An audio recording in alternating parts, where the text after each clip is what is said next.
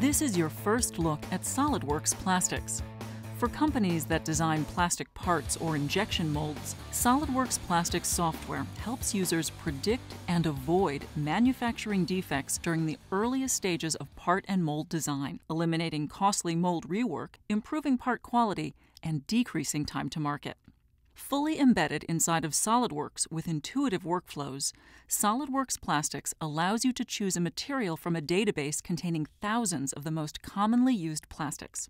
Once you've selected the material, you can then specify various processing parameters, such as injection molding machine size, melt temperature, mold temperature, and injection time. Of course, you can also accept intelligent default values for any of these. The next step is to choose an injection location and run an analysis to determine whether or not your part will fill with melted plastic, and if there are going to be any manufacturing defects. Being able to predict and eliminate those defects and avoid costly mold rework is what makes SolidWorks Plastics so valuable. In this particular case, the part does not completely fill. It's what we call a short shot.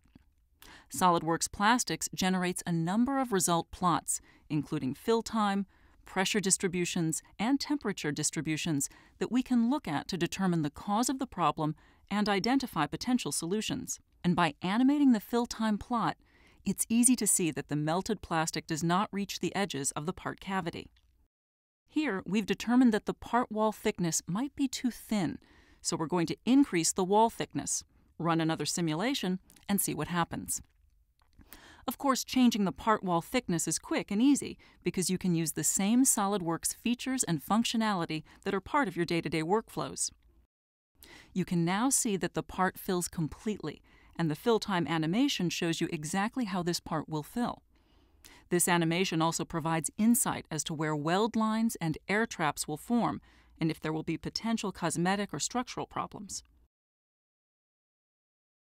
We can now move on to designing and analyzing the family mold layout that will be used to produce this part along with its mating component. When manufacturing mating plastic parts, as seen here, it's common practice to mold both parts in the same mold so that they have the same molded part properties, such as mechanical strength, surface appearance, optical properties, and chemical resistance. However, an additional challenge is introduced because when you mold two or more parts of differing geometry in the same mold, your goal is to get all the mold cavities to fill at the same time. And this can be virtually impossible to achieve without the use of SolidWorks plastic simulation. The good news is that you can perform a runner balancing analysis in SolidWorks Plastics. This is a multi-iterative analysis with the objective of filling multiple cavities of differing geometry at the same time. As the iterations progress, the runner dimensions are changed to achieve balanced filling. And once SolidWorks Plastics converges on a solution, it will indicate the final runner dimensions required to achieve balanced filling, resulting in mold cavities that fill at the same time and with uniform pressure distributions, minimizing the risk of post-molding defects such as part warpage. With SolidWorks Plastics, you can predict and avoid manufacturing defects during the earliest stages of part and mold design, eliminating costly mold rework, improving part quality, and decreasing time to market. This has been your first look at SolidWorks Plastics. To learn more, contact your local SolidWorks reseller or explore our website for more information.